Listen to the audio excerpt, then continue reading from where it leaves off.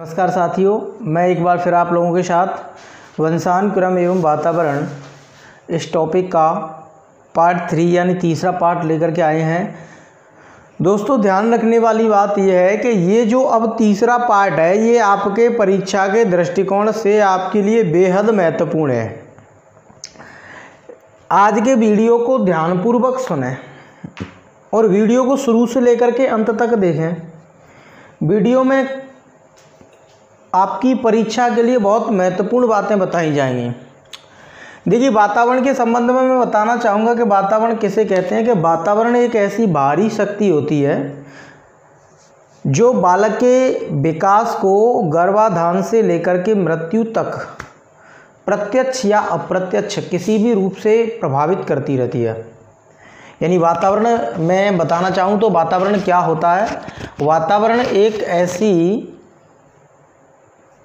परिस्थिति होती है जिसमें गर्भाधान से लेकर के बालक मृत्यु तक प्रत्यक्ष या अप्रत्यक्ष रूप से किसी न किसी आधार पर प्रभावित होता रहता है। ठीक है क्या? तो मैं थोड़ा वातावरण की परिभाषाएं हैं, उसके बाद थोड़ा और वातावरण को समझाऊंगा, उसके बाद आगे चलते हैं। देखो, रॉस क्या कहते हैं। वातावरण वह बाहरी शक्ति जो हमें चारों ओर से प्रभावित करती है। जब इंसान रॉस में आ जाता है तो ये मान के चलो उसके अंदर क्या आ जाती है, शक्ति। तो रॉस को मिला दो शक्ति से, ये परिभाषा कोटेशन आपको घर बैठे याद हो जाएगी। सीधी सी बात है। रॉस क्या कहता है, वातावरण वह बाहरी शक्ति है जो हमें चारों ओर से प्रभावित करता है। यानी जब इंसान रॉस में आ जाता है तो उसके अंदर क्या आ जाती है, शक्ति। देखिए, वुडवर्थ, वातावरण में वे सभी बाह्य तत्व शामिल हैं जिन्होंने जन्म के समय बालक के विकास को प्रभावित किया है। वे सभी बाहरी तत्व, सीधी सी बात है। यानी बाहरी तत्व, वे सभी बाह्य तत्व शामिल हैं। बस बाह्य तत्व शब्द को पकड़ना। वुडवर्थ। क्लार्क, विश्व में जो प्रजाति श्रेष्ठ हैं इसका मुख्य कारण क्या है, वातावरण। यानी जो प्रजातियां श्रेष्ठ हैं इसका मूल कारण क्या है, वातावरण। इसके बाद अगला है वाटसन। वाटसन ने कितनी अच्छी बात कही है, इनकी बात का तो कोई तोड़ ही नहीं है। और इनकी इतनी अच्छी बात है कि इस कॉन्सेप्ट को समझाने में इस बात का बहुत महत्वपूर्ण योगदान है। वाटसन कहते हैं कि मनुष्य उत्पन्न नहीं होता है, मनुष्य तो बनाया जाता है, इसको उत्पन्न नहीं किया जाता है। ये वाटसन कहते हैं। मैकाइवर एवं पेज, अति सुंदर बात कही है इन्होंने। वातावरण स्वयं प्राणी उसके जीवन का ढांचा, बीते हुए जीवन के अतीत का फल है। ये वातावरण की थोड़ी बहुत एक आध परिभाषाएं थीं और बाकी की परिभाषाएं नोट्स में दी हुई हैं, आप लोग आसानी से पढ़ सकते हो। जो समझ में नहीं आता है वो उससे आप कमेंट बॉक्स में मेरे से शेयर कर सकते हो। अब मैं थोड़ा आपको कुछ बातें बताना चाहूँगा। देखिए, इसके बाद मैं आपको बता दूं वातावरण के बारे में कि वातावरण एक ऐसी परिस्थिति है जो गर्भाधान से लेकर के मृत्यु तक बालक के विकास को प्रत्यक्ष या अप्रत्यक्ष रूप से प्रभावित करती है।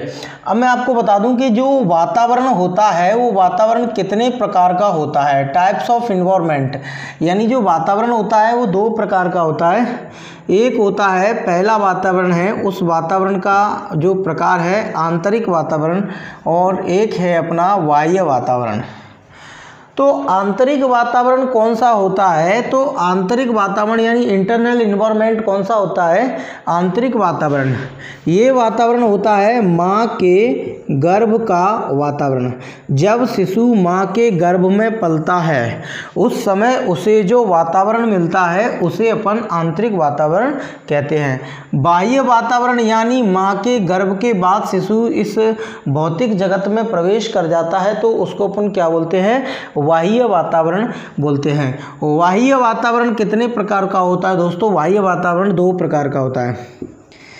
एक होता है भौतिक बाह्य वातावरण, एक होता है सामाजिक बाह्य वातावरण। यानी भौतिक एंड सामाजिक, यानी फिजिकल एंड सोशल।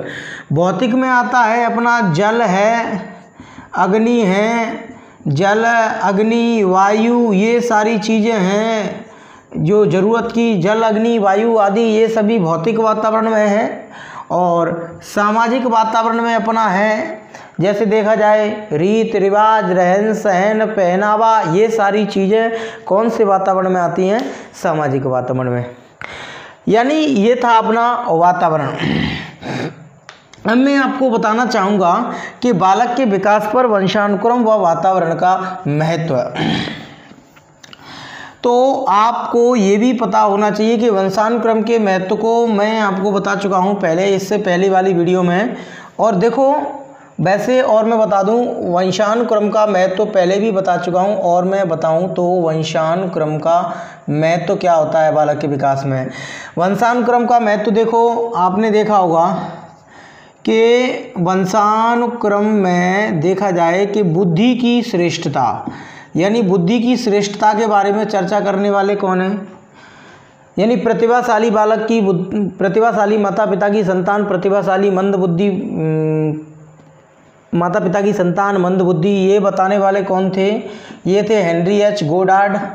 अगर आपसे कभी पूछता है कि वंशानुक्रम पर बुद्धि की श्रेष्ठता किसने बताई है, बुद्धि की श्रेष्ठता पर प्रयोग किसने किए हैं, महत्व किसने बताया है? बुद्धि की श्रेष्ठता हेनरी एच गोडार्ड। प्रजाति की श्रेष्ठता यानी प्रजाति किसने बताई है? प्रजाति शब्द कभी आता है तो आपको एग्जाम में लगाना है क्लीनबर्ग। बुद्धि आती है तो गोडार्ड, प्रजाति आती है तो क्लीनबर्ग। अगर मूल शक्ति आती है कभी भी कि वंशानुक्रम में मूल शक्ति के कारक को किसने समझाया, तो आपको एक ही वर्ड याद रखना है, थॉर्नडाइक। यदि कभी भी मूल शक्ति शब्द आता है तो अपना कौन सा जवाब होगा? अपना जवाब होगा दोस्त थॉर्नडाइक, वंशानुक्रम के अंतर्गत। देखिए बुद्धि की श्रेष्ठता गोडार्ड ने, प्रजाति की श्रेष्ठता क्लीनबर्ग ने, यानी कहने का मतलब है, और मूल शक्ति के कारक को वंशानुक्रम में किसने समझाया? तो मूल शक्ति के कारक को वंशानुक्रम में समझाने वाले थे थॉर्नडाइक। अगर बात आती है कि चरित्र को किसने समझाया, यानी चरित्र का प्रभाव, यानी चरित्र के प्रभाव को किसने समझाया? डगडेल। यानी डगडेल की बात मैं पहले भी बता चुका हूँ। यानी डगडेल ने चरित्र के प्रभाव को समझाया, यानी चरित्रहीन माता पिता की संतानें चरित्रहीन होती हैं, एवं कहना का मतलब मेरा ये है कि ये जो डगडेल हैं, इन्होंने चरित्र का जो प्रभाव समझाया था वो कालीकाक वंश, यानी कालीकाक वंश पर प्रयोग किया था। कालीकाक वंश, कालीकाक वंश में डगडेल ने प्रयोग किया, यानी कालीकाक वंश के एक परिवार पर प्रयोग किया था। यानी एक पिता था वो चरित्रहीन था, और उसने जो शादी की थी वो एक चरित्रहीन महिला से की थी, तो उससे जो पैदा हुई संतान है वो भी चरित्रहीन पैदा हुई। यानी ये था अपना चरित्र पर प्रभाव, यानी बुद्धि की श्रेष्ठता पर प्रभाव, प्रजाति पर प्रभाव क्लीनबर्ग, मूल शक्ति थॉर्नडाइक, चरित्र पर प्रभाव डगडेल। इसके बाद देखा जाए तो व्यावसायिक कुशलता पर प्रभाव, यानी व्यावसायिक कुशलता पर वंशानुक्रम का प्रभाव पड़ता है। इस बात को सिद्ध किसने किया? इस बात को सिद्ध किया अपना कैटल ने। और शारीरिक संरचना पर प्रभाव, देखो शारीरिक संरचना पर प्रभाव, शारीरिक संरचना पर प्रभाव, तो शारीरिक संरचना पर प्रभाव की बात आती तो अपने हैं कार्ल पियर्सन। कार्ल पियर्सन महोदय ने शारीरिक संरचना के प्रभाव को वंशानुक्रम के अंतर्गत समझाया है। तो वंशानुक्रम के अंतर्गत आप लोग समझ गए होंगे कि बुद्धि की श्रेष्ठता की बात आती है तो बुद्धि की श्रेष्ठता गोडार्ड, प्रजाति की श्रेष्ठता क्लीनबर्ग, मूल शक्ति थॉर्नडाइक, चरित्र का प्रभाव डगडेल, व्यावसायिक कुशलता कैटल, और शारीरिक संरचना कार्ल पियर्सन। सीधी सी बात यह है। तो बुद्धि की बात आती है तो गोडार्ड वंशानुक्रम के अंतर्गत बुद्धि पर सबसे ज़्यादा काम करने वाले थे गोडार्ड, प्रजाति पर क्लीनबर्ग, मूल शक्ति थॉर्नडाइक, चरित्र डगडेल, और व्यावसायिक कुशलता पर कैटल, और शारीरिक संरचना पर कार्ल पियर्सन। अब मैं आपको दोस्तों लेकर के चलता हूँ, यानी बहुत अच्छे बिंदु पर, ये आपकी परीक्षा के दृष्टिकोण से बहुत ज़्यादा इम्पोर्टेंट है। वो बिंदु क्या है अब मैं आपको बताऊँगा। वंशानुक्रम एवं वातावरण का बच्चे के विकास पर महत्व है। अब मैं दोनों का महत्व बता रहा हूँ, ना कि केवल वंशानुक्रम का, ना केवल वातावरण का। मैं यहाँ पर किसका महत्व बता रहा हूँ? वंशानुक्रम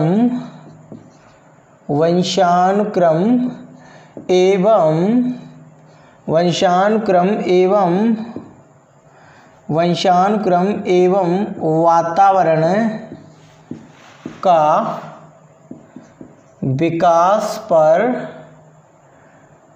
यानी वंशानुक्रम एवं वातावरण का विकास में यानी बालक के विकास में महत्व, बालक के विकास में महत्व यानी importance of heredity and environment in development of child. यानी कहने का मतलब है वंशानुक्रम एवं वातावरण का बालक के विकास में महत्व। देखिए वंशानुक्रम एवं वातावरण ये एक दोनों कॉन्सेप्ट ऐसे हैं जिनका तुलनात्मक अध्ययन जरूरी था। देखिए बच्चे के विकास में मैं ये कहूँ कि अकेले वंशानुक्रम का महत्व है या मैं ये कहूँ कि अकेले वातावरण का महत्व है, मैं किसी एक को नहीं बता सकता हूँ। मेरे खुद का अनुभव ये कहता है कि बालक के विकास में जो वंशानुक्रम है वो एक चार दीवारी है और जो वातावरण है वो उसके अंदर बनी हुई संरचना है। मान के चलो कि मेरा कहने का मतलब है कि इंसान जो है वो एक ढांचा है जो चार दीवारी के रूप में है। ये चार दीवारी का ढांचा है वो किसके द्वारा बना हुआ है? वंशानुक्रम के द्वारा। और इसमें जो शील गुण हैं, जो ट्रेट्स हैं, जो शील गुण हैं, जो एक तरीके से फैक्टर हैं, वो ये फैक्टर कहाँ से प्राप्त हुए? वातावरण से। यानी कहने का मतलब है कि वंशानुक्रम एक चार दीवारी है यानी चार दीवारी है और वातावरण उसके अंदर पाए जाने वाले ट्रेट्स हैं यानी पाए जाने वाले शील गुण हैं।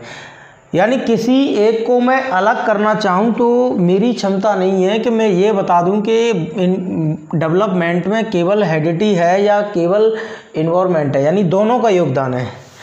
अब दोनों का योगदान है, अब किसका कितना है ये चीज़ का पता कैसे चलेगा कि वंशानुक्रम एवं वातावरण इन दोनों के महत्व को हम कैसे समझेंगे?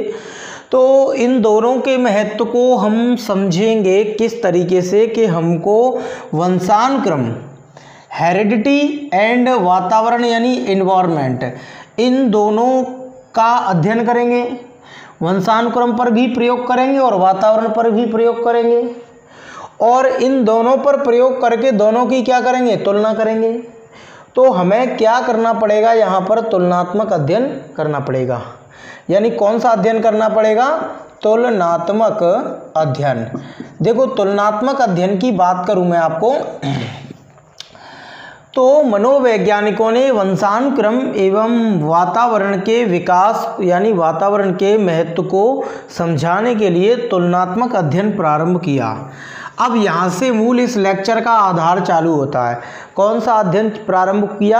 यानी तुलनात्मक अध्ययन, यानी रिलेटिव स्टडीज प्रारंभ की, यानी एक दूसरे का संबंध, यानी एक तुलनात्मक अध्ययन यानी संबंध स्थापित करने वाली स्टडी के वंशानुक्रम और वातावरण में आपस में क्या संबंध है, बच्चे के विकास में वंशानुक्रम की तुलना में वातावरण का कितना योगदान है या वातावरण की तुलना में वंशानुक्रम का कितना योगदान है। यानी जब हम कोई दो चीज़ हो, उन दोनों चीज़ों का योगदान जानना हो। मान के चलो हम दो भाई हैं, ठीक है क्या? अब हम दो भाइयों में से कोई पूछेगा भाई कहने का मतलब मेरा ये है कि पढ़ाई में कौन श्रेष्ठ है, किसका योगदान ज़्यादा है, शिक्षा की गुणवत्ता किसके अंदर ज़्यादा है, तो भाई क्या होगा? हमारी एक तरीके से परीक्षा ली जाएगी।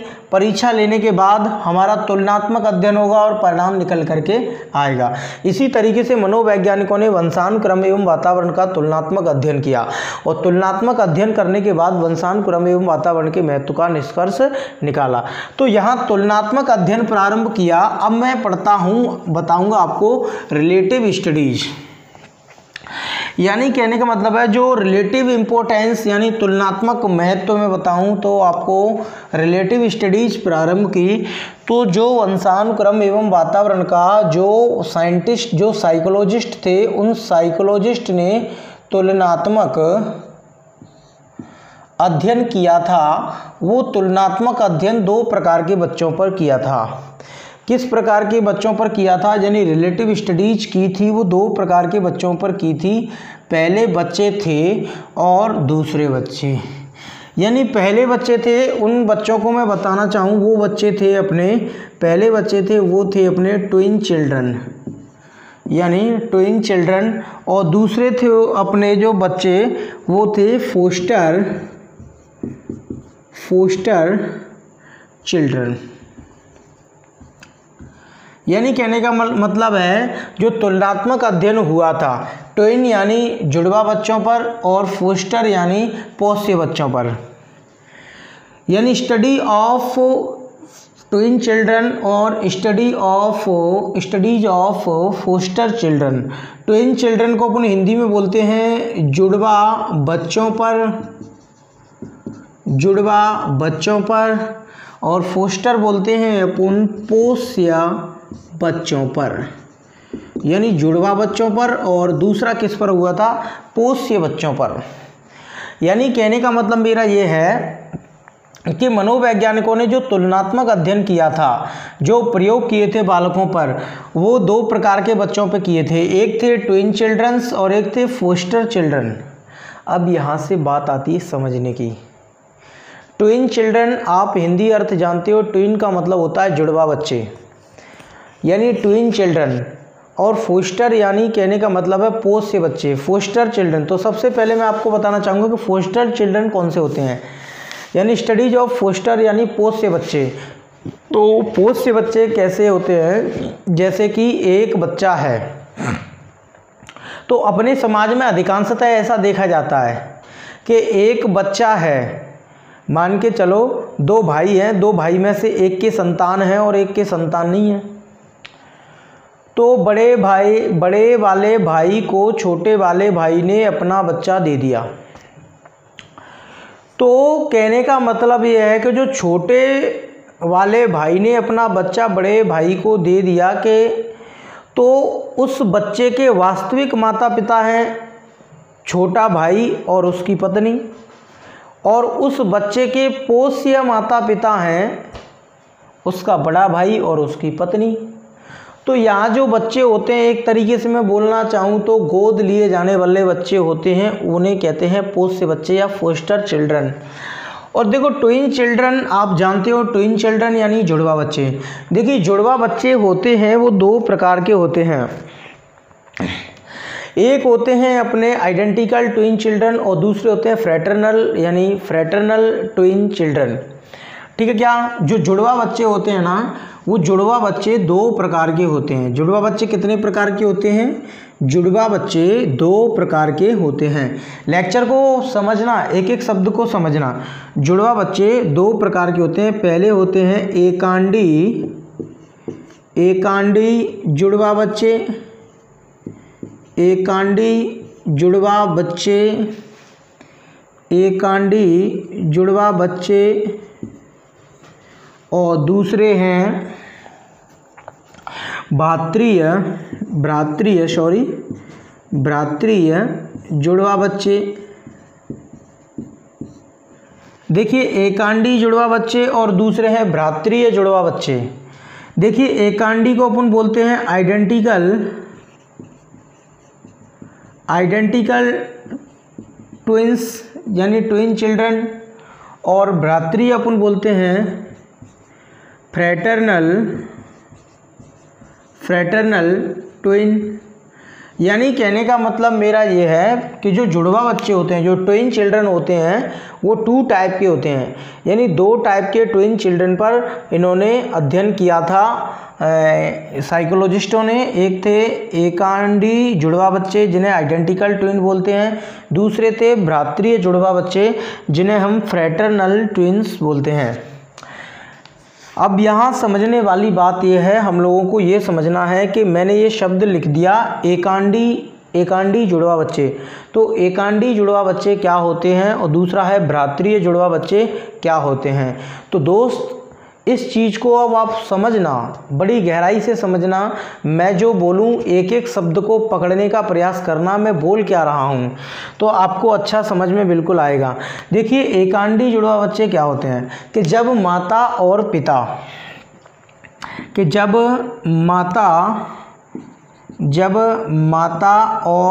पिता इन दोनों के बीच में रिलेशनशिप स्थापित होती है। तो सीधी सी बात है कि जब रिलेशनशिप होती है, यानी जब गर्भ ठहरता है, तो माता का क्या रहता है, ओवम रहता है, और पिता का क्या रहता है, स्पर्म रहता है। देखिए ओवम जिसे अपन हिंदी में बोलते हैं अंडाणु, ओवम को अपन क्या बोलते हैं अंडाणु, और स्पर्म उसे अपन क्या बोलते हैं शुक्राणु। ठीक है क्या? तो कहने का मतलब है कि माता का अंडाणु और पिता का शुक्राणु। अब ये जो स्पर्म होता है इस ओवम को, या जो शुक्राणु है वो अंडाणु को क्या कर देता है, निषेचित कर देता है, यानी गर्भित कर देता है। यानी मान के चलो, यानी मैं बता रहा हूँ आइडेंटिकल ट्विन चिल्ड्रन कौन से होते हैं कि जब माता और पिता के बीच संबंध स्थापित होता है तो पिता का एक शुक्राणु माता के किसी एक अंडाणु को निषेचित कर देता है। तो किसी एक अंडाणु को निषेचित कर देता है तो परिस्थितिवश कोशिका विभाजन के समय वो माता का एक अंडाणु टूट करके दो भागों में विभक्त हो जाता है। अब देखो निषेचित करने वाला शुक्राणु पिता का कितने थे, एक। अब उसने एक अंडाणु को निषेचित किया, कोशिका विभाजन के समय परिस्थितिवश ये अंडाणु टूट करके दो भागों में विभाजित हो गया। अब गर्भाशय में दो अलग अलग बच्चों का विकास प्रारंभ हो जाएगा। अब दो अलग अलग बच्चों का विकास प्रारंभ हो जाएगा तो इस तरीके से जो जुड़वा बच्चे पैदा होते हैं उन्हें बोलते हैं आइडेंटिकल ट्विन चिल्ड्रन। यानी समझ में आया क्या दोस्त? आई होप मैं समझ रहा हूँ, आपको समझा पा रहा हूँ कि मेरा कहने का मतलब है जब पिता का एक शुक्राणु माता के किसी एक अंडाणु को निषेचित कर देता है, कोशिका विभाजन के समय उस अंडाणु के दो टुकड़े हो जाएं, दोनों टुकड़ों से अलग अलग भ्रूण का विकास प्रारंभ हो जाता है, तो उससे जो बच्चे पैदा होते हैं उन्हें बोलते हैं आइडेंटिकल ट्विंस। आइडेंटिकल ट्विंस जो होते हैं इसमें एक कंडीशन और होती है जो समझने वाली कंडीशन है, उस कंडीशन को समझना जरूरी है। एकांडी जुड़वा बच्चे में क्या होता है कि एकांडी जुड़वा बच्चे होते हैं ये हमेशा सेम सेक्स के होते हैं। सेम सेक्स का मतलब ये है ये बच्चे हमेशा समान लिंग वाले होते हैं। सेम सेक्स का मतलब है ये बच्चे हमेशा कैसे होते हैं, समलिंगीय होते हैं। समलिंगीय का मतलब सेम सेक्स, यानी मान के चलो या तो दोनों कैसे होंगे, बॉयज़ होंगे, या दोनों कैसे होंगे, गर्ल्स होंगे, या तो दोनों कैसे होंगे, बॉयज़ होंगे या दोनों गर्ल्स होंगे, या तो दोनों लड़के पैदा होंगे या दोनों लड़की पैदा होंगी। क्योंकि आइडेंटिकल में मतलब क्या हुआ, समरूप में क्या मतलब हुआ आइडेंटिकल का? आइडेंटिकल का मतलब एकांडी का मतलब क्या हुआ? एकांडी का मतलब एक अंडे से पैदा होने वाले। एकांडी का मतलब क्या हुआ? एक अंडे से पैदा होने वाले। अब एक अंडे से पैदा होने वाले हैं तो वो कौन हुए?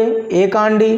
तो जब एक ही अंडा से पैदा हो रहे हैं तो उनका लिंग भी कैसा होगा? एक होगा। उनका लिंग भिन्न कभी नहीं हो सकता है। ध्यान रखना, इस तरीके के जो एकांडी जुड़वा बच्चे होते हैं उनका लिंग समान रहता है, या तो वो दोनों लड़कियां ही पैदा होंगी या वे दोनों लड़के पैदा होंगे। ऐसा कभी नहीं होगा एकांडी जुड़वा बच्चों में कि एक लड़की पैदा हो जाएगी और एक लड़का पैदा हो जाएगा। ये थे अपने एकांडी जुड़वा बच्चे। दूसरे हैं भ्रातृय जुड़वा बच्चा, यानी फ्रेटर्नल ट्विंस। यानी फ्रेटर्नल ट्विंस कैसे कहते हैं? देखिए इसके जस्ट थोड़ा विपरीत है, थोड़ा कहानी इसकी अलग है। तो फ्रेटर्नल ट्विंस क्या होता है कि इसमें अंडे दो होंगे, यानी माता के कोई दो ओवम पिता के किन्हीं दो स्पर्म से अलग अलग ओवम निषेचित हो जाते हैं। तो निषेचित होने के बाद स्पर्म भी अलग और ओवम भी अलग, तो उनसे संतानें क्या होती हैं? अलग पैदा होती हैं। यहाँ ओवम एक था, यहाँ अंडाणु एक था, और भ्रातृय में क्या होता है, यानी फ्रेटर्नल में क्या होता है? फ्रेटर्नल में अंडाणु भी अलग है, स्पर्म भी अलग हैं। यानी कहने का मतलब अंडाणु और शुक्राणु अलग अलग हैं। तो यहाँ पर क्या है कि यहाँ शुक्राणु और अंडाणु दोनों अलग अलग हैं। तो इस कंडीशन में जो बच्चे पैदा होते हैं तो यहाँ एक गर्ल्स और एक बॉयज़ ये भी हो सकता है, और या एक बॉयज़ से एक गर्ल्स भी हो सकती है।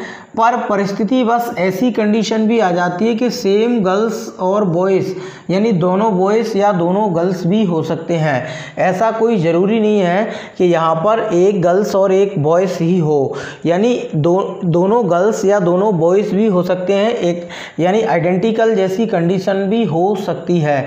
पर लेकिन आइडेंटिकल में कभी भी एक गर्ल्स एक बॉयज़ नहीं होगा। यहाँ पर क्या होगा, आइडेंटिकल में या तो दोनों बॉयज़ होंगे या दोनों गर्ल्स होंगे।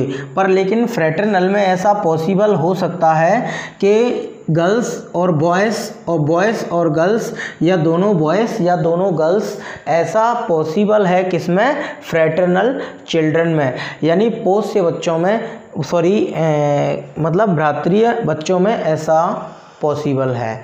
अब थोड़ा मैं अपने इस स्टडी को और आगे बढ़ाऊंगा। तो मनोवैज्ञानिकों ने क्या किया कि जो सबसे ज़्यादा जो प्रयोग किए हैं वंशानुक्रम और वातावरण की इम्पोर्टेंस को समझाने के लिए, वो किए हैं आइडेंटिकल ट्विन पर, यानी जुड़वा बच्चों पर। तो आज हम जुड़वा बच्चों का अध्ययन पढ़ रहे हैं। तो अब मैं थोड़ा बता दूं आपको, समझ में आ गया होगा। अगर जो भी बात समझ में नहीं आती है तो आप कमेंट बॉक्स में मुझे पूछ सकते हो, बिल्कुल मैं आपकी बात का जवाब दूंगा। देखिए अब मैं बताऊं आपको,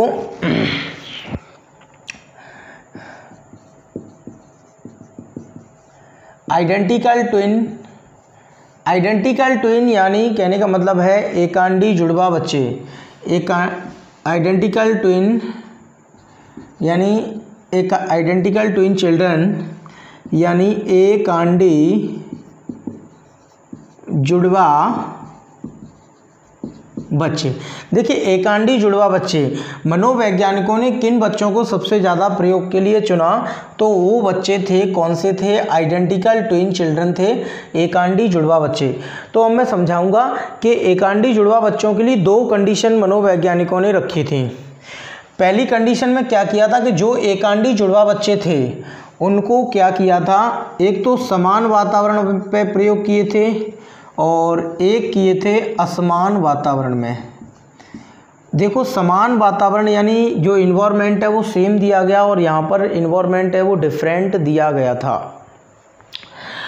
तो अब समझने का प्रयास करना, यानी आप सबसे पहले एकांडी का मतलब समझ चुके और भ्रातृय का मतलब समझ चुके, बिल्कुल।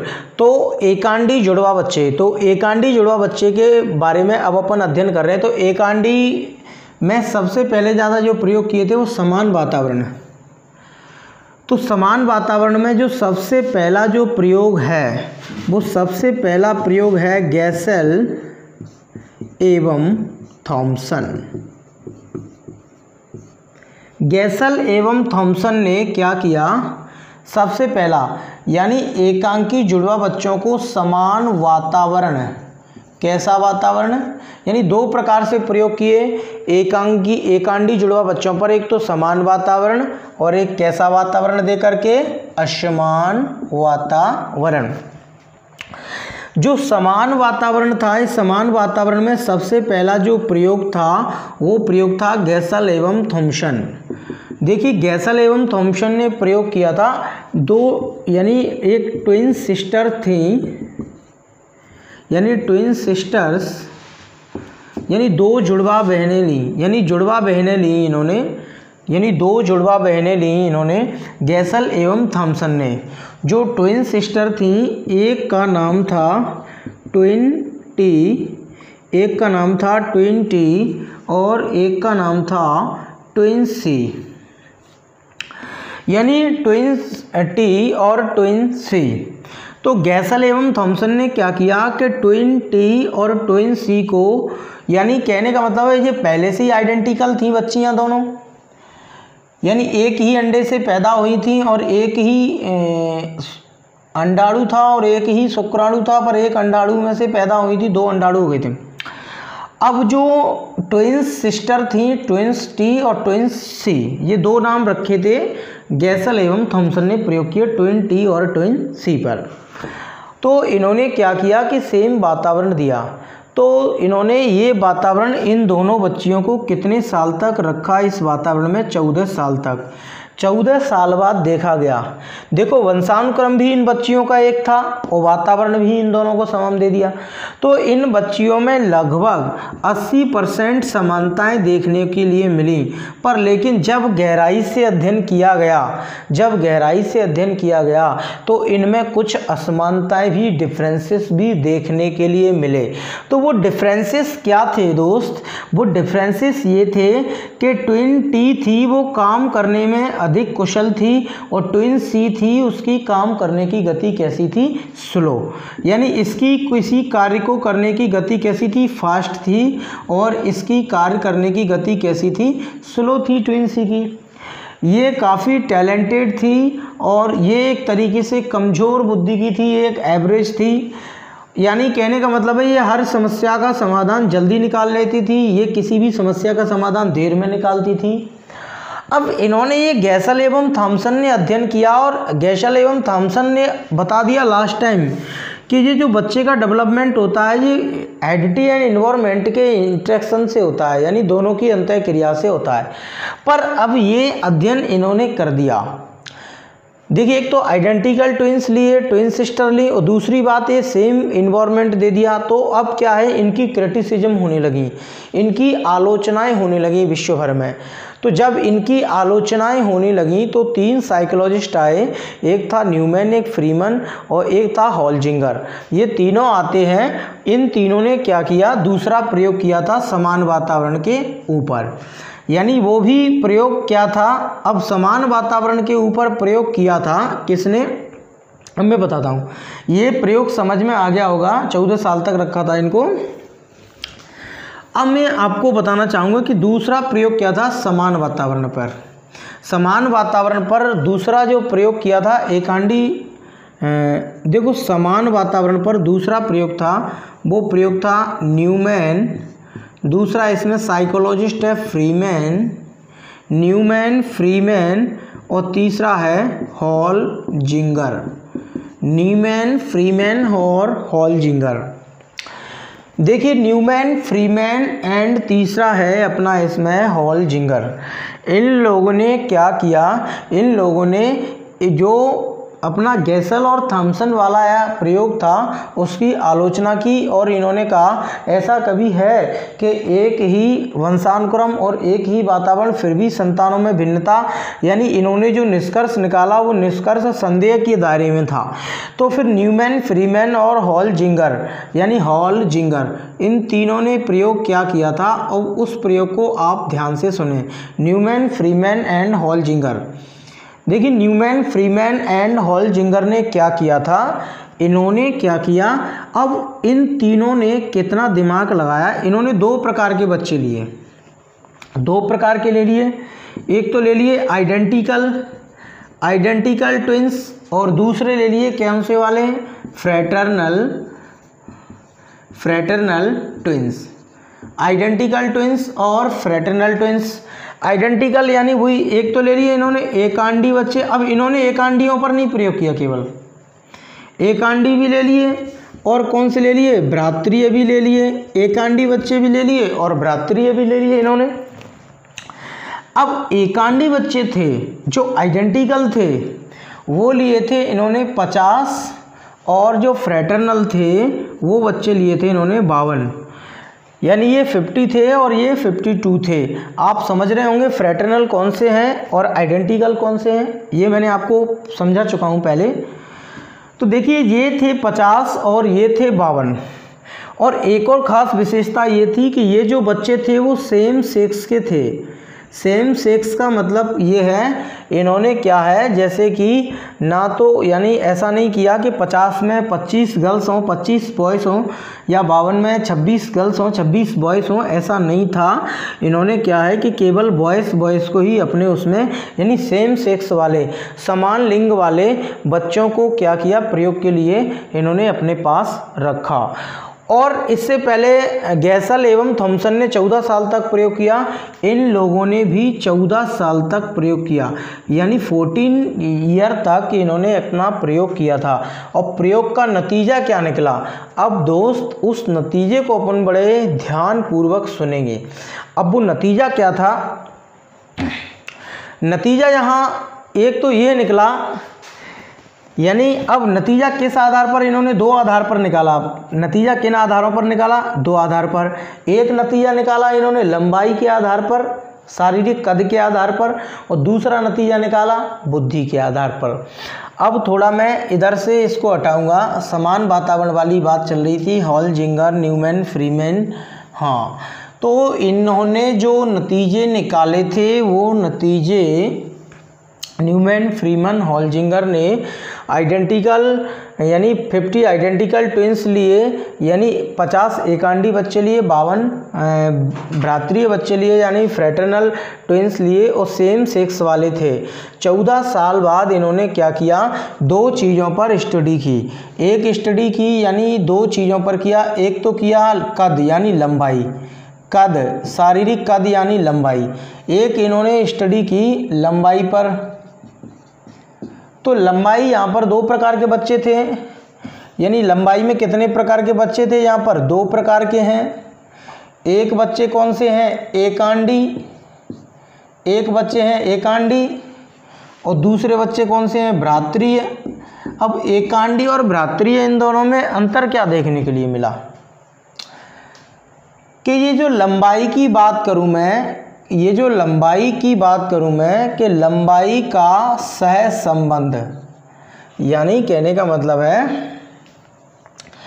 अब देखो जो एकांडी बच्चे थे, एकांडी बच्चे थे प्रयोग के दौरान उनकी लंबाई का सह संबंध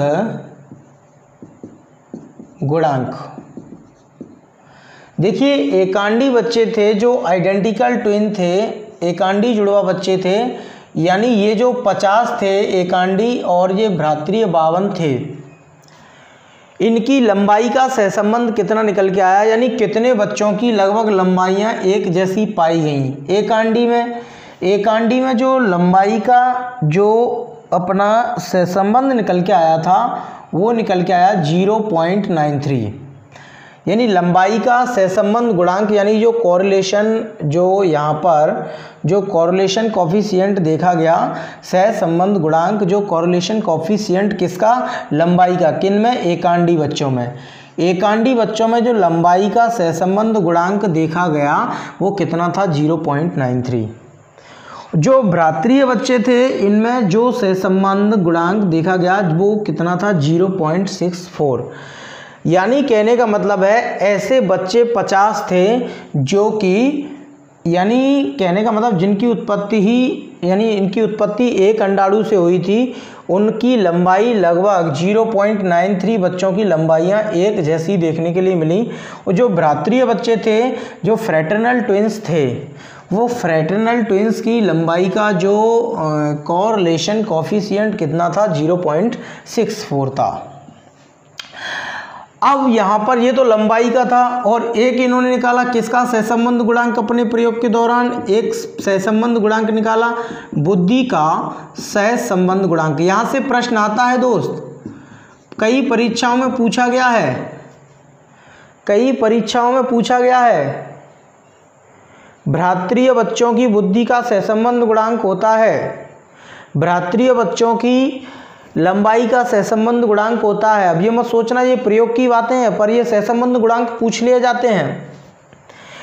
तो यहाँ बुद्धि के सहसंबंध गुणांक की बात होती है। इंटेलिजेंसी जो अपना कॉफिशिएंट, कोरिलेशन कॉफिशिएंट होता है, तो जो बुद्धि के संबंध में जो एकांडी बच्चे थे तो उनका 0.88 यानी 0.88, इनका सहसंबंध गुणांक 0.88 पाया गया, यानी कहने का मतलब, और इनका जो कोरिलेशन था वो 0.63।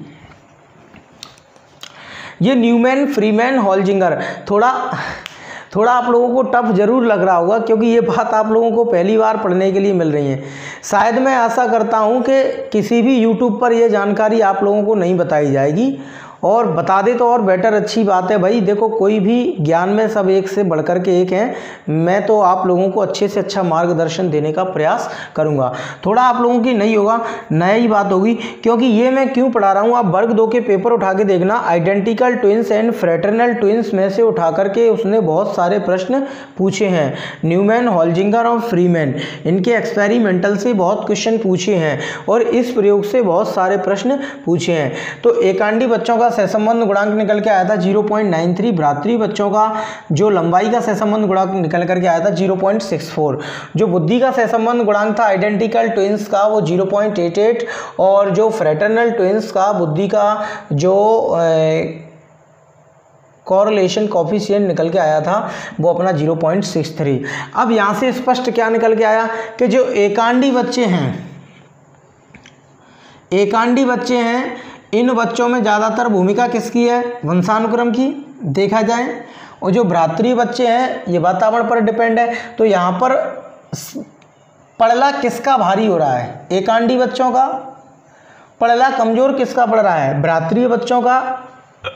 अब एकांडी बच्चों को क्या हुआ कि समान, तो यानी पहले से ही समान है वो, तो क्योंकि एक ही स्पर्म की पैदावार, एक ही स्पर्म से उत्पत्ति हुई है उनकी, इनकी अलग अलग स्पर्म से, अलग अलग अंडाणु से, इनकी तो एक ही अंडाणु से हुई है। अब इनको वातावरण भी समान मिल गया, तो ये एक पूरी तरीके से आनुवांशिकता का फैक्टर बना और ये एनवायरनमेंट का फैक्टर बना। तो यहाँ से स्पष्ट क्या हुआ इनके प्रयोग से कि जो बालकों की लंबाई है उस लंबाई पर प्रभाव सबसे ज़्यादा आनुवांशिकता का देखने के लिए मिला, एवं जो बुद्धि है उसका प्रभाव सबसे ज़्यादा आनुवांशिकता का देखने के लिए मिला। यानी यहाँ पर बच्चे के विकास में आनुवांशिकता ज़्यादा बालक के विकास को प्रभावित करती है। तो ये ऐसा प्रयोगों के माध्यम से निष्कर्ष निकला है। पर लेकिन मैं ये कहूँ कि ये बात 100% ट्रुथ है, पूरी साइकोलॉजी में नहीं है। साइकोलॉजी में दोनों का 50-50 योगदान होता है। अब इसके बाद मैं आगे की बात करूँ, ये बात थी समान वातावरण की, जब बच्चों को समान वातावरण में रखा गया था आइडेंटिकल ट्विंस को। अब समान वातावरण के बाद अब अगली मैं बात आपको बताना चाहूँगा कि अब क्या हुआ था।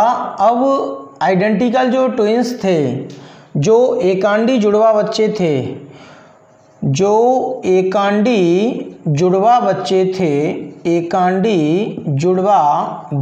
थे, उनको कैसे वातावरण में रखा गया, उनको असमान वातावरण में रखा गया। कैसे वातावरण में रखा गया, असमान वातावरण में। अब असमान वातावरण में रखा गया, इस प्रयोग को भी करने वाले कौन थे, न्यूमैन, फ्रीमैन और अपना होल्जिंगर। न्यूमैन, फ्रीमैन और होल्जिंगर ने भी क्या किया, ये प्रयोग किया था। अब इसमें जो फ्रीमैन, होल्जिंगर के प्रयोग इतने ज़्यादा महत्वपूर्ण नहीं हैं, पर लेकिन जो अपना न्यूमैन है, ये न्यूमैन का प्रयोग बहुत ज़्यादा इम्पोर्टेंट है और बहुत ज़्यादा महत्वपूर्ण है। देखिए ये जो न्यूमैन का जो प्रयोग है, तो न्यूमैन ने प्रयोग किस पर किया था, तो न्यूमैन के संबंध में मैं बताना चाहूँगा कि न्यूमैन ने दो ट्विन सिस्टर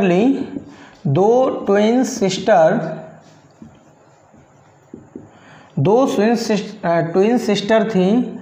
एक का नाम था मैरी और एक का नाम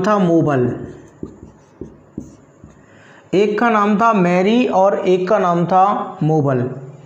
देखिए मैरी एवं मोबल, इन दोनों जुड़वा बहनों को 3 माह से लेकर के 29 वर्ष तक अलग अलग वातावरण में रखा गया था।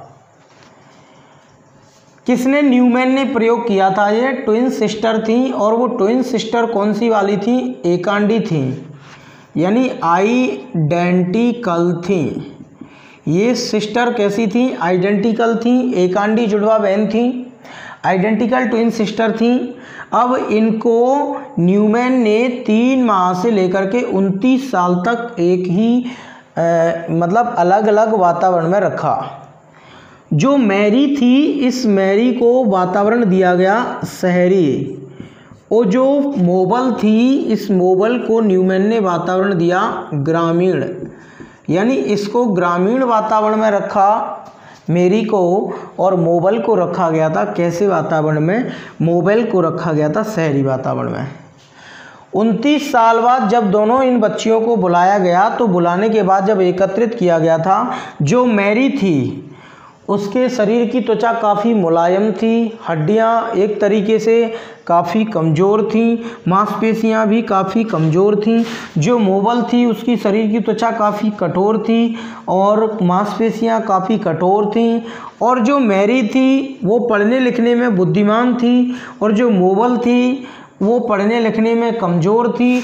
तो यहाँ से ये स्पष्ट हुआ कि जब 2 आइडेंटिकल ट्विंस को अलग अलग वातावरण दिया जाता है, तो कहने का मतलब है उनके व्यवहार में व्यक्तिगत विभिन्नता देखने के लिए मिल सकती है। तो यानी कहने का मतलब है यहाँ वंशानुक्रम का भी योगदान है और वातावरण का भी योगदान है। यानी अब मैं बात करूँगा पोष्य बच्चों पर। पोष्य यानी कहने का मतलब है जो फोस्टर चिल्ड्रन हैं, पोष्य बच्चे, तो उन पोष्य बच्चों पर प्रयोग किया साइकोलॉजिस्ट ने। अब आपको लग तो रहा होगा कि सर क्या पढ़ा रहे हैं, एक नया सा वीडियो लेंथी जरूर है पर लेकिन चीज़ बहुत इम्पोर्टेंट है अगर इसको समझो तो। यानी अगला प्रयोग है पोष्य बच्चों पर। कौन से बच्चों पर? पोष्य बच्चों पर। पोष्य बच्चों पर यानी जो फ्रोस्टर चिल्ड्रन हैं, अपने जो पोष्य बच्चे हैं, इन बच्चों पर अगला प्रयोग था। तो मैं इस प्रयोग के दौरान आपको बताना चाहूँगा कि जो पोष्य बच्चों पर सबसे पहला प्रयोग किया था वो किया था वर्कर्स ने। किसने किया था? वर्कर्स ने। वर्कर्स ने प्रयोग ये किया था कि ये जो एक तो देखो पोष्य माता पिता, पोष्य माता पिता और एक वास्तविक माता पिता। वर्कर्स ने क्या किया कि एक बच्चे थे, यानी जो बच्चे थे, एक बच्चा था जिसको पालन पोषण करने वाले माता पिता अलग थे और उसके वास्तविक माता पिता अलग थे। यानी ये आनुवंशिकता का काम हुआ और ये माता पिता वातावरण का काम कर रहे थे। अब यहाँ वर्कर्स ने प्रयोग किया, तो प्रयोग के दौरान जब बच्चों का अध्ययन किया गया तो उनमें काफ़ी कुछ जो लक्षण थे, जो समानताएं थीं, वो वास्तविक माता पिता से मिल रही थीं। उनकी बौद्धिक क्षमताएं वास्तविक माता पिता से मिल रही थीं। तो कहने का मतलब यहाँ पर क्या है, वर्कर्स ने आनुवंशिकता को ज़्यादा बढ़ावा दे दिया, पर लेकिन मैं ये नहीं कह सकता हूँ कि वातावरण यहाँ पर कमज़ोर रहा। तो यानी यहाँ पर दोनों का क्या था? योगदान रहा था। ये वर्कर्स का प्रयोग था। वर्कर्स के बाद अगला जो प्रयोग है वो प्रयोग है स्किलस, यानी वो प्रयोग है, अगला प्रयोग है अपना स्किलस का। तो स्किलस ने, यानी कहने का मतलब है, तो जो स्किलस ने अगला जो प्रयोग किया था पोष्य बच्चों पर, वो सीधा वर्कर्स के एंटी था, वर्कर्स के बिल्कुल विपरीत था। इन्होंने क्या है कि जो पोष्य माता पिता थे उनसे ज़्यादा समानताएं देखने में इन्होंने बोला कि जो पोष्य माता पिता थे उनकी बौद्धिक क्षमताएं, उनकी विशेषताएं बालकों में ज़्यादा देखने को मिली वास्तविक बच्चों की तुलना में। अब दोस्तों ये था अपना वंशानुक्रम यानी वातावरण का महत्व। अब मैं आपको बताऊं कि बालक के विकास पर इन दोनों का बहुत ज़्यादा प्रभाव होता है। मैं ये कहूँ कि किसी एक का प्रभाव होता है बच्चे के विकास पर, ये बिल्कुल गलत बात है। देखिए, आप देख सकते हैं कि एक बच्चे को वंशानुक्रम दिया गया। रामू नाम का भेड़िया, मोगली की कहानी आपने सुनी है कि एक बच्चा था, रामू नाम का जो भेड़िया था, ये उत्तर प्रदेश की घटना है। तो रामू नाम का एक बच्चा था, उसको जन्म के समय यानी जन्म के बाद कुछ समय बाद भेड़िया उठा ले गए। उनका लालन पालन पूरा जंगल में किया गया। उसके जो पोष्य माता पिता थे वो जंगली जानवर थे। आगे चलकर पाया गया कि उस मनुष्य के द्वारा पैदा किए गए शिशु में यानी जानवरों जैसे व्यवहार देखने के लिए मिले, जानवरों जैसी आवाज़, और जानवरों जैसे जानवर कपड़े नहीं पहनते तो वो भी अपने शरीर पर वस्त्र नहीं पहनता था। तो इस बात से स्पष्ट होता है कि उसके विकास में वातावरण का भी बहुत ज़्यादा योगदान रहा। तो अब मैं थोड़ा दोस्त गाइस आपको बताना चाहूँगा वंशानुक्रम एवं वातावरण के मध्य संबंध। वंशानुक्रम एवं वातावरण के मध्य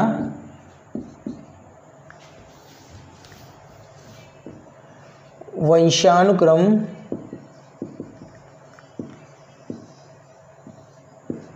एवं वातावरण के मध्य संबंध, यानी वंशानुक्रम एवं वातावरण के मध्य क्या संबंध है। वंशानुक्रम एवं वातावरण के मध्य क्या संबंध है, यानी relation between heredity and environment. वंशानुक्रम एवं वातावरण के मध्य क्या संबंध है। सबसे पहले मैं वंशानुक्रम एवं वातावरण के मध्य संबंध बताना चाहूँ तो मैकाइवर एवं पेज, ये मनोवैज्ञानिक हैं मैकाइवर एवं पेज। मैकाइवर एवं पेज कहते हैं कि जो बच्चे का जो विकास होता है, इस विकास में जो वंशानुक्रम है वह वातावरण है, यानी जो बच्चे का विकास है, इस मैकाइवर एवं पेज के अनुसार बच्चे का जो विकास है उस विकास में वंशानुक्रम एवं वातावरण जो हैं उनकी योगात्मक भूमिका नहीं होती है, जबकि वे एक दूसरे के क्या हैं, गुणज हैं। यानी जो वंशानुक्रम है वो प्रोडक्ट है किसका, हेरिडिटी एंड एनवायरनमेंट का क्या है, डेवलपमेंट प्रोडक्ट है। विकास किसका प्रोडक्ट है, हेरिडिटी एंड एनवायरनमेंट का। वंशानुक्रम एवं वातावरण का विकास क्या है, गुणज है। ये बात बताते हैं इसके संबंध में मैकाइवर एवं पेज। इसके बाद वुडवर्थ कहते हैं कि जो विकास है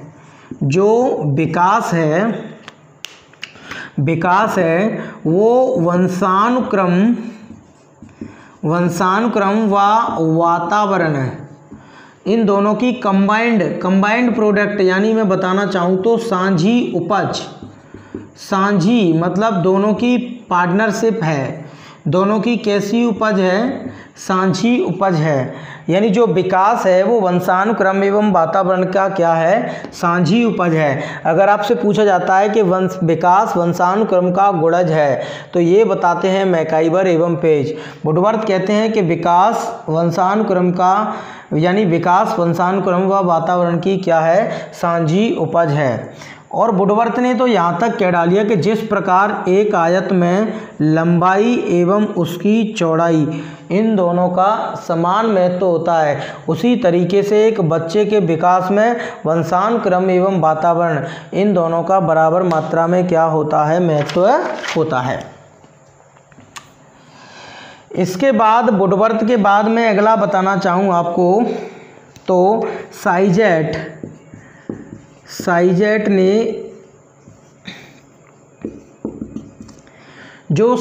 ने वंशानुक्रम और वातावरण के संबंध में क्या बताया। साइजेट ने बोला कि देखो मेरी बात, साइजेट कहते हैं कि एक दूसरे के बिना इनका कोई अस्तित्व नहीं है, एक दूसरे के बिना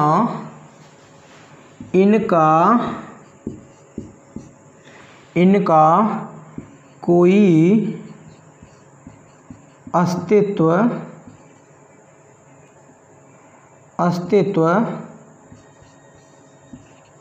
नहीं है। यानी साइजेट बताते हैं कि ये जो कहने का मतलब है जो वंशानुक्रम और वातावरण है इनका एक दूसरे के बिना कोई अस्तित्व नहीं है। अगर बच्चे के विकास से मैं वंशानुक्रम को हटा दूं तो वातावरण अधूरा है, और वातावरण को हटा दूं तो वंशानुक्रम अधूरा है, यानी तो विकास अधूरा है। एक दूसरे के बिना इन दोनों का क्या है, दोनों का ही अस्तित्व है बालक के विकास में। अब ये तो था वंशानुक्रम एवं वातावरण के मध्य संबंध। अब मैं बताऊँगा आपको प्रकृति एवं पोषण के मध्य संबंध। ये था वंशानुक्रम एवं वातावरण के बीच संबंध। ये अब बताऊंगा relation between nature and nurture. प्रकृति एवं यानी विकास में प्रकृति एवं पोषण के मध्य संबंध। बालक के विकास में प्रकृति एवं पोषण के मध्य क्या संबंध है। प्रकृति यानी नेचर और पोषण यानी नर्चर, यानी नेचर एंड नर्चर, इन दोनों के मध्य क्या संबंध है। तो दोस्त मैं आपको बताना चाहूँ कि जो नेचर है वो नेचर है आपकी हेरिडिटी, और जो नर्चर है, जो पोषण है, वो आपका क्या है, इन्वायरमेंट है। वो आपका क्या है, इन्वायरमेंट है। यानी कहने का मतलब है कि देखिए प्रकृति एवं पोषण ये दोनों ही बच्चे के विकास में गुणात्मक भूमिका निभाते हैं। यानी प्रकृति बोलते हैं अपन वंशानुक्रम को, और जो पोषण बोलते हैं वो अपन बोलते हैं इन्वायरमेंट को। ध्यान रखना है प्रकृति क्या है, यहाँ प्रकृति वातावरण को समझ लेना बहुत बड़ी गलती हो जाएगी। यहाँ प्रकृति है वंशानुक्रम और पोषण है इन्वायरमेंट। यानी कहने का मतलब है जो विकास है वो प्रकृति एवं पोषण का भी क्या है, गुणज है। यहाँ प्रकृति वंशानुक्रम है और पोषण गुणज है। आई होप दोस्तों, मैं सोच रहा हूँ कि आप लोगों को ये वीडियो के माध्यम से ये टॉपिक समझ में आ गया होगा। आप कोई भी परेशानी मुझे कमेंट बॉक्स में पूछ सकते हो, और आज की क्लास को मैं यहीं विराम देता हूं। नमस्कार। अगर वीडियो अच्छा लगे तो चैनल को सब्सक्राइब जरूर कर लें और हमारे वीडियो को लाइक करते जाएं, जिससे आपका लाइक करना और आपका सब्सक्राइब करना ही हमें आगे को पढ़ाने की दिशा बताएगा। धन्यवाद दोस्तों।